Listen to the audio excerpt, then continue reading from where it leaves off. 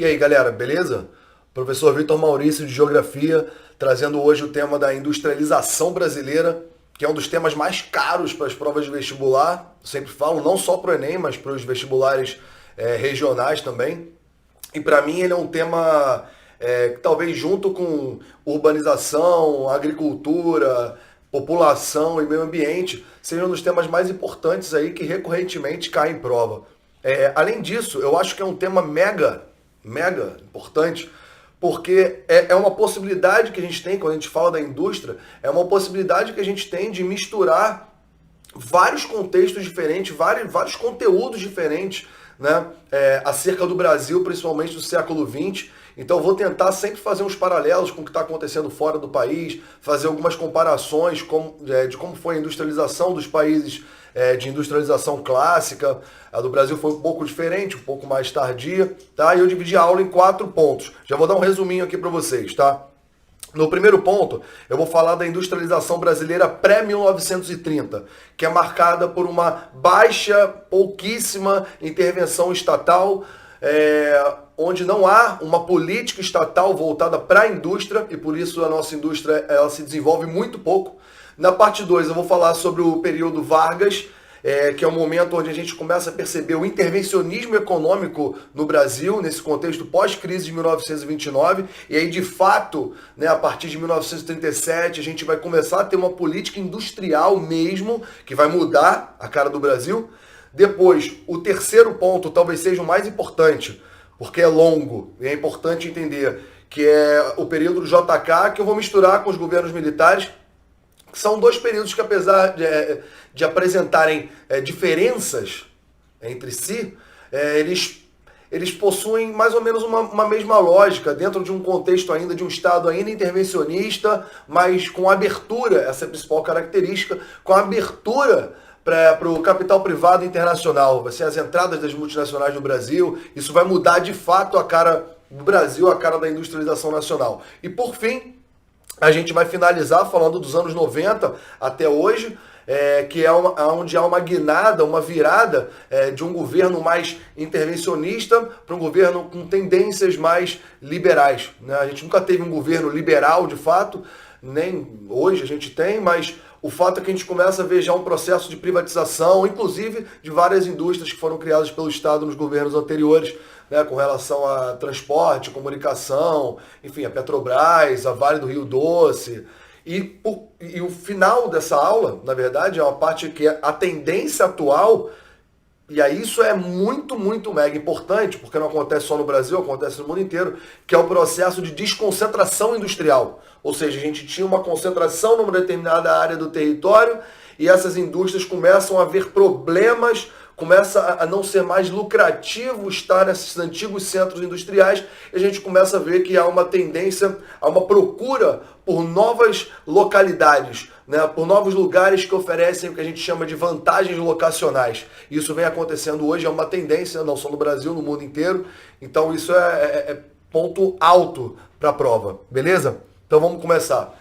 No primeiro ponto, eu estou falando desse período pré-1930, então estou pegando aí o século XIX, é um momento onde os países de industrialização clássica já estão se industrializando, já ocorreu a Revolução Industrial na Inglaterra, e essa revolução, esse processo de industrialização, ele começa a acontecer em outros países também, né, como a França, Bélgica, depois com a unificação mais a Alemanha, a Itália, os Estados Unidos já tem uma industrialização muito eficiente, principalmente na segunda metade do século XIX. A gente vai ver o Japão também se industrializando.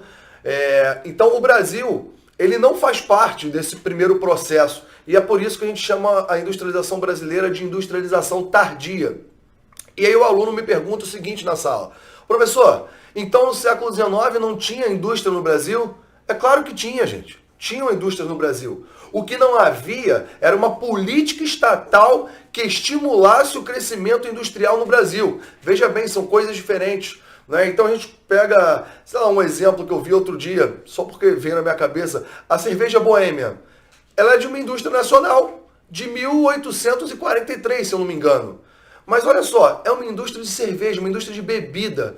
Tem como a gente comparar esse tipo de indústria com o que está acontecendo já nos países desenvolvidos, nos países de industrialização clássica? Não tem. A gente está produzindo bens de consumo não duráveis.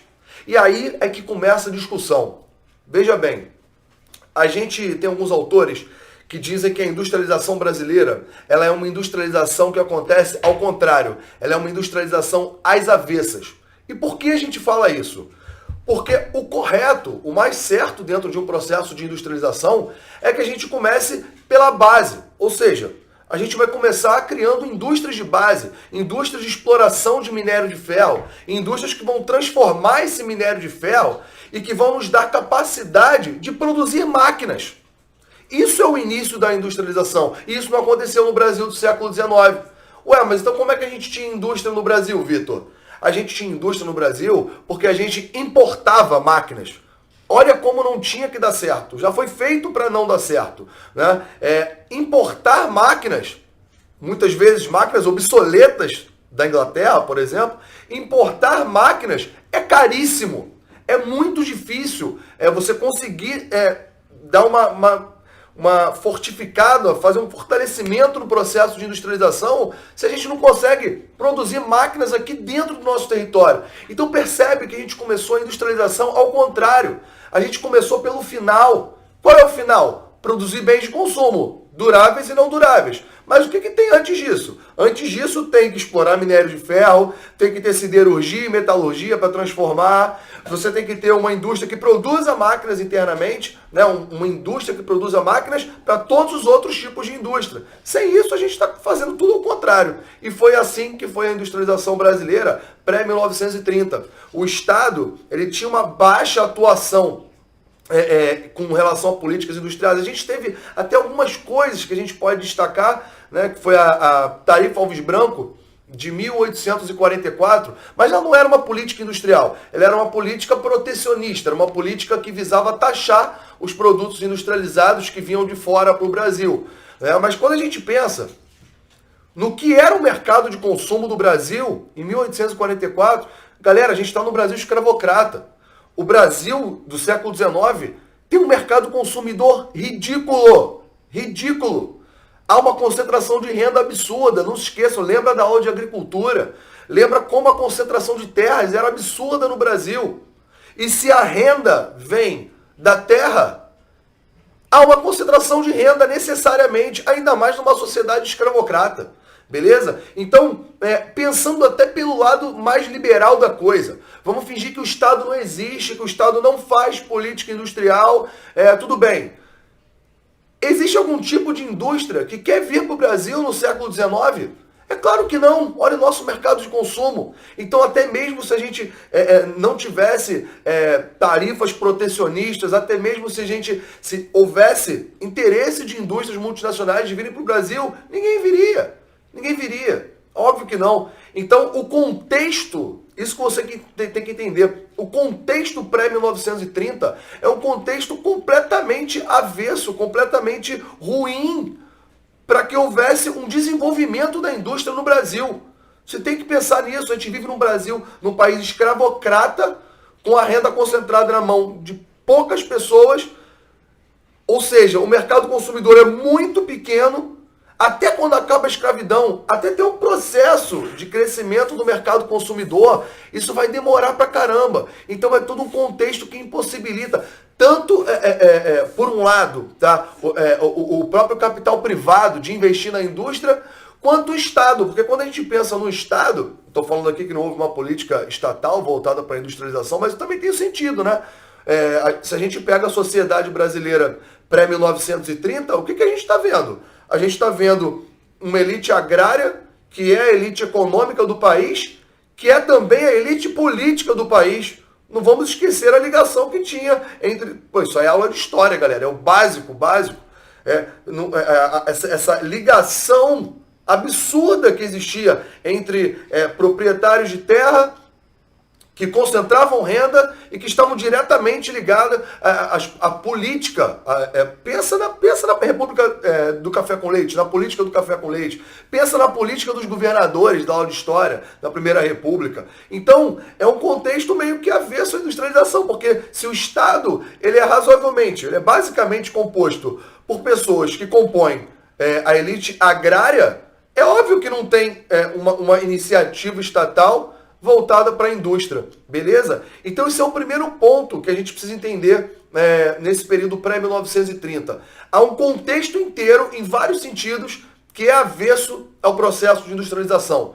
E por isso a nossa industrialização ela já existia, pré-1930, teve até um crescimento durante a Primeira Guerra Mundial, porque a gente teve que fazer uma política de substituição de importações, né? Houve um crescimento razoável do período da Primeira Guerra Mundial, mas mesmo assim é uma industrialização muito pífia, né?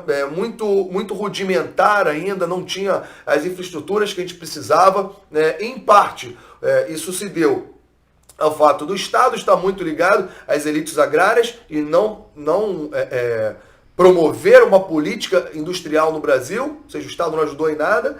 Por outro lado, o nosso mercado consumidor é muito, muito pequeno, muito pífio, comparado, no sentido de investir, né, no sentido de atrair investimentos, no sentido de atrair investimentos.